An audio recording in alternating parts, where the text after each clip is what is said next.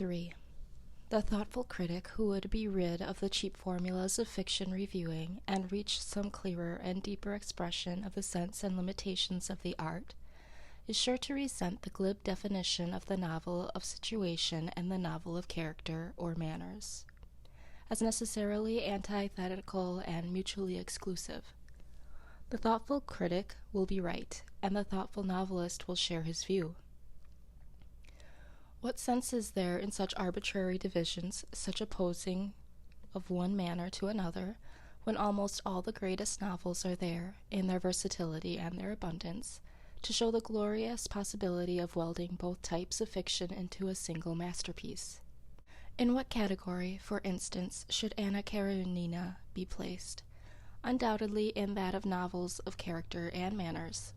Yet if one sums up the tale in its rapidity and its vehemence, what situation did Dumas Fils ever devise for his theater of situation, half so poignant or so dramatic as that which Tolstoy manages to keep conspicuously afloat on the wide-tossing expanse of the Russian social scene? In Vanity Fair, again, so preeminently a novel of manners, a novel of character, with that dramatic intensity, the situation between Becky, Rawdon, and Lord Steyne stands out from the rich populous pages, and gathers up into itself all their diffused significance. The answer is evident. Above a certain height of creative capacity, the different methods, the seemingly conflicting points of view, are merged in the artist's comprehensive vision, and the situation inherent in his subject detach themselves in strong relief from the fullest background without disturbing the general composition. But though this is true, it is true only of the greatest novelists, those who, as Matthew Arnold said of Shakespeare, do not abide our question but are free. In them, vast vision is united to equivalent powers of coordination. But more often the novelist who has the creative vision lacks the capacity for coordinating and rendering his subject, or at least is unable, in the same creation, to give an equal part to the development of character and to the clash of situation. Owing to the lack of the supreme equipment which always rise above classification, most of the novelists have tended to let their work fall into one of the two categories of situation or character,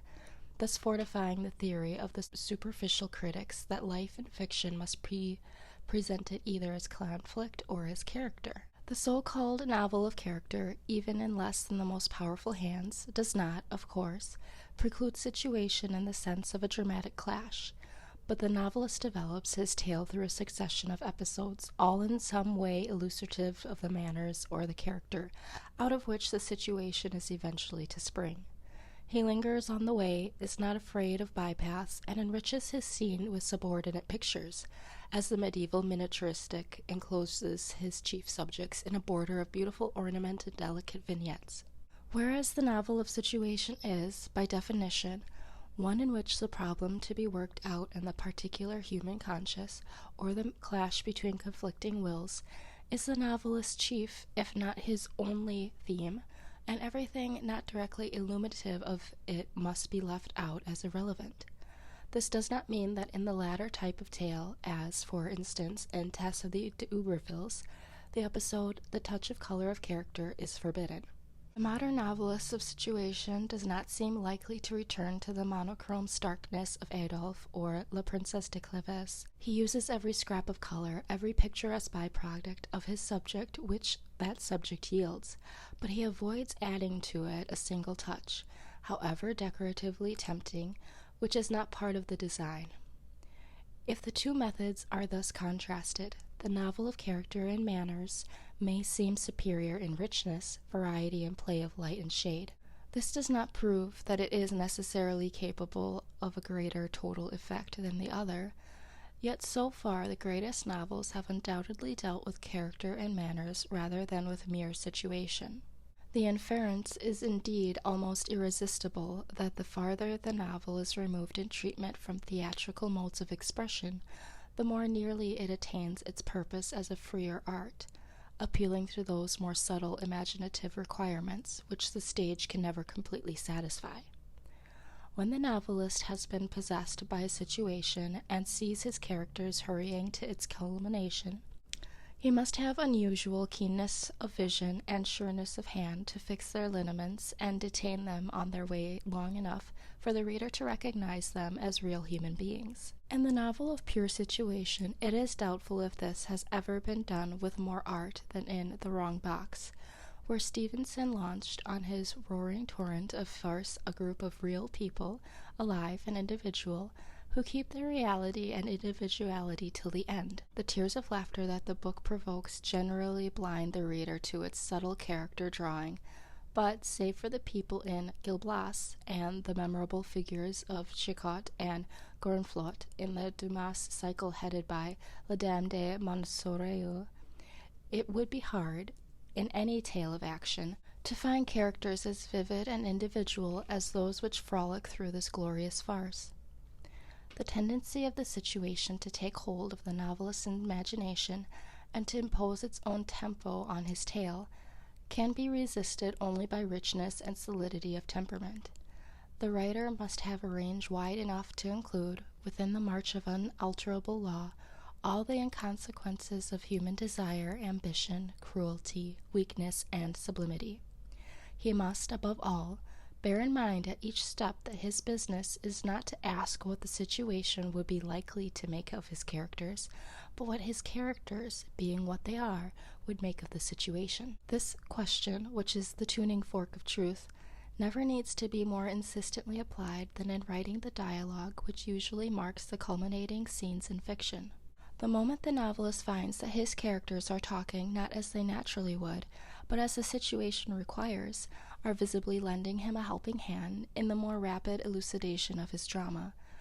The moment he hears them saying anything which the stress of their predicament would not naturally bring to their lips, his effect has been produced at the expense of reality, and he will find them turning to sawdust on his hands.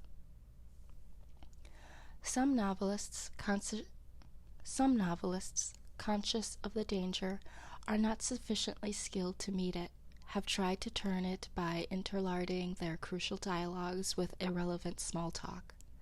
in the hope of thus producing a greater air of reality. But this is to fall again into the trap of what Balzac called a reality in nature which is not one in art. The object of dialogue is to gather up the loose strands of passion and emotion running through the tale, and the attempt to entangle these threads in desultory chatter about the weather or the village pump proves only that the narrator has not known how to do the necessary work of selection. All the novelist's art is brought into play by such tests. His character must talk as they would in reality, and yet everything not relevant to his tale must be eliminated. The secret of success lies in his instinct of selection. These difficulties are not a reason for condemning the novel of situation as an inferior, or at least as a not worthwhile form of the art. Inferior to the larger form, the novel of character and manners, it probably is, if only in the matter of scale, but certainly also worthwhile, since it is the natural vehicle of certain creative minds. As long as there are novelists whose inventive faculty presents them first with the form, and only afterward with the substance, of the tales they want to tell, the novel of situation will fill a purpose. But it is precisely this type of mind which needs to be warned against the dangers of the form. When the problem comes to the novelist before he sees the characters engaged in it, he must be all the more deliberate in dealing with it, must let it lie in his mind till it brings forth of itself the kind of people who would naturally be involved in that particular plight. The novelist's permanent problem is that of making his people at once typical and individual, universal and particular, and in adopting the form of the novel of situation, he perpetually runs the risk of upsetting that nice balance of attributes unless he persists in thinking of his human beings first, and of their predicament only as the outcome of what they are.